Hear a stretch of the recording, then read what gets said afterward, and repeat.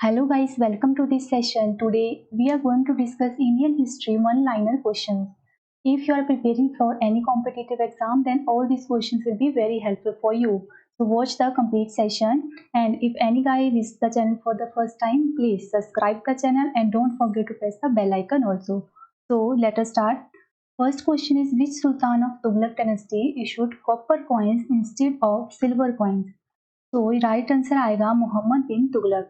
And Mohammad bin Tughlaq belong करते थे Tughlaq dynasty के, जो कि थर्ड डायनेस्टी थी दिल्ली सल्तनत पर रूल करने वाली। राइट, मोहम्मद बिन तुगलक ने जो है अपनी कैपिटल शिफ्ट की थी from Delhi to Daulatabad in the year 1327। ये एक इम्पॉर्टेंट पॉइंट है, इस पर क्वेश्चन जो है एग्जाम में बनता है।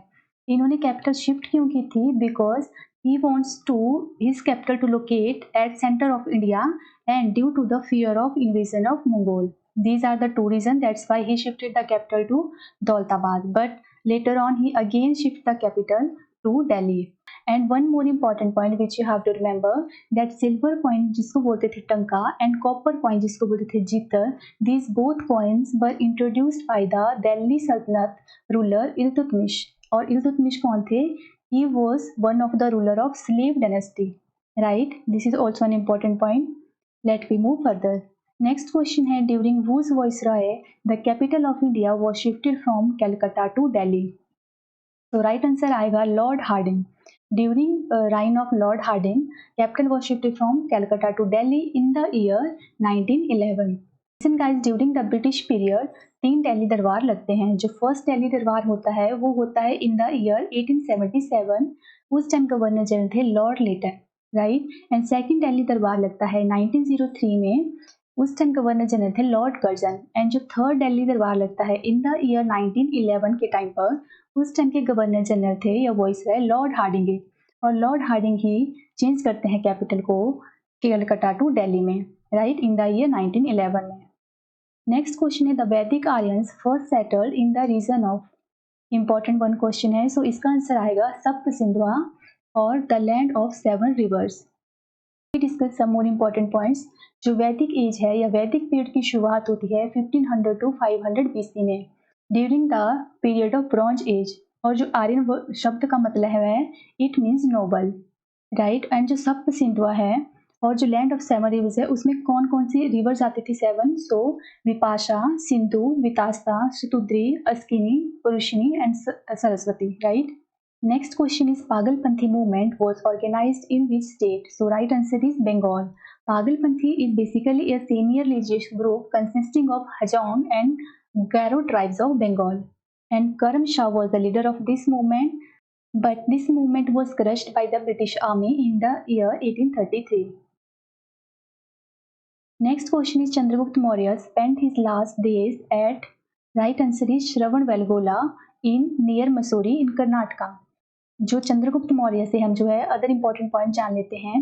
सो Chandragupta Maurya was the founder of the Mauryan empire in India and he led the formation of Mauryan empire in the year 322 BC.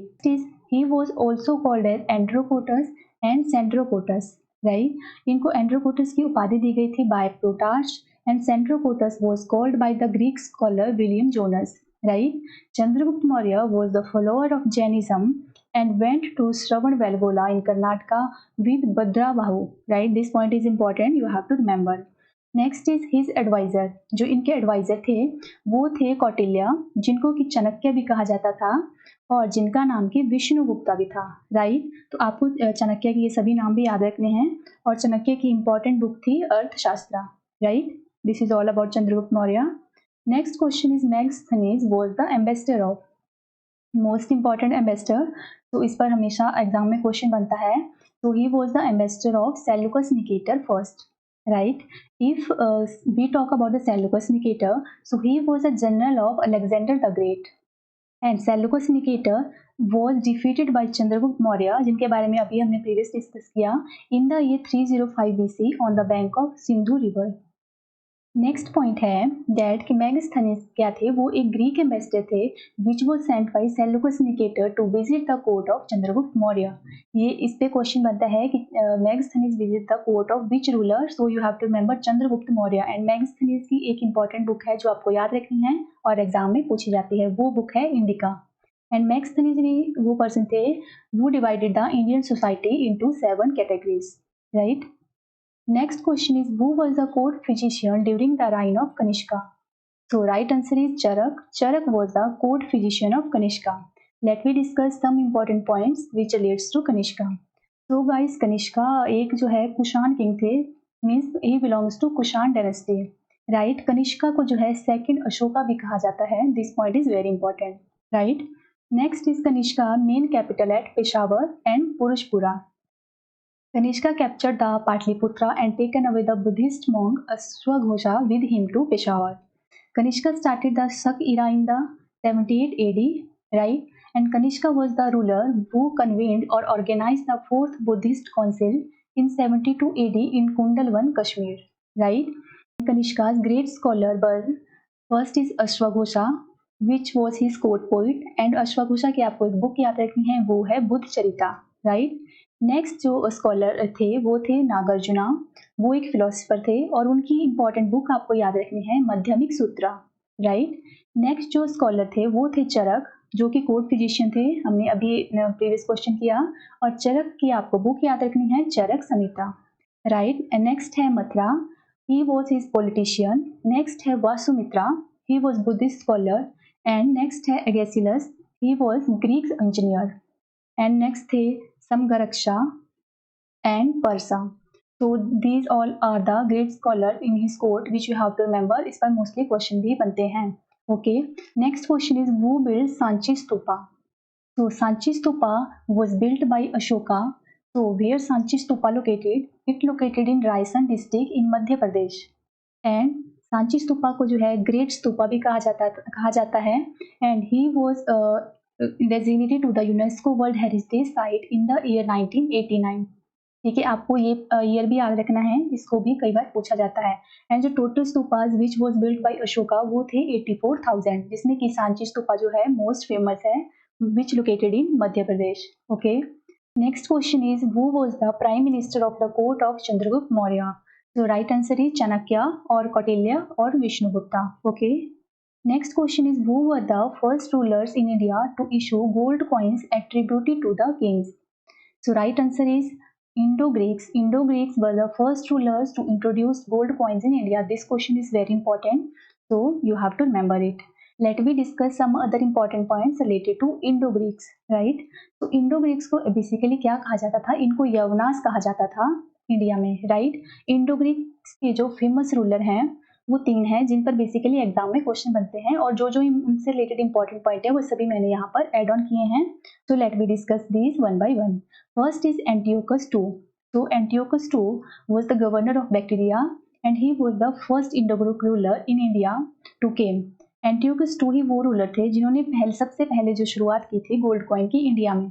तो अगर पूछा जाए गोल्ड कॉइन्स की शुरुआत इंडिया में किसने की थी और कुछ रूलर्स के नाम दिए हों, तो आपको पता, रूलर का नाम पता होना चाहिए, Antiochus II, right? Indo Greeks ruler Antiochus II, right? Next जो फेमस रूलर थे वो थे Demetrious first.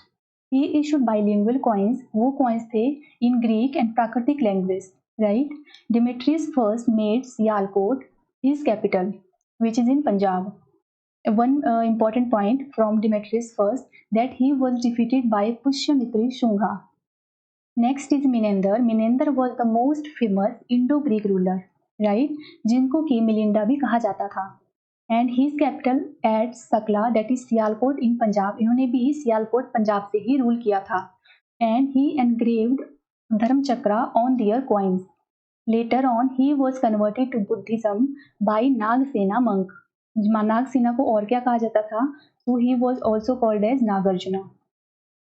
And one famous book which you have to remember, that is Milinda Pano. Milinda Pano के जो ऑथर थे वो थे नागसेना, और इस बुक में जो है कन्वर्सेशन को रिकॉर्ड किया गया है जो हुई थी मिनेंदर एंड नागसेना के बीच में, right? Next question is where was the Gautam Buddha born? So Gautam Buddha was born in Lumbini, Nepal. Let me discuss some important points which relates to Gautam Buddha. So Gautam Buddha, also known as Shakyamuni or Tathagata, and he was born in 563 BC on Vishak Purnima day at Lumbini near Kepalvastu in Nepal. देखिए guys, आपको इनका year भी पता होना चाहिए, born year, day भी पता होना चाहिए, और आपको जो ये प्लेसेस हैं, कई बार एग्जाम में लुम्बिनी दिया होगा, कई बार किपाल वस्तु दिया होगा, या कई बार नेपाल दिया होगा, तो आपको एक एक पॉइंट जो है बहुत अच्छे से याद रखना है, राइट। जो इनके फादर थे गौतम बुद्धा के, ही वॉज शुद्धोदना, वो एक सक रूलर थे, and his mother was Mahamaya, वो बिलोंग करती थी कौशला डायनेस्टी को, and his mother was and his step mother was Gautami, his wife was Yashodhara, son was Rahula, and his horse name was Kanthaka, and his teacher were Lara Kalam and Udraka Ramputra.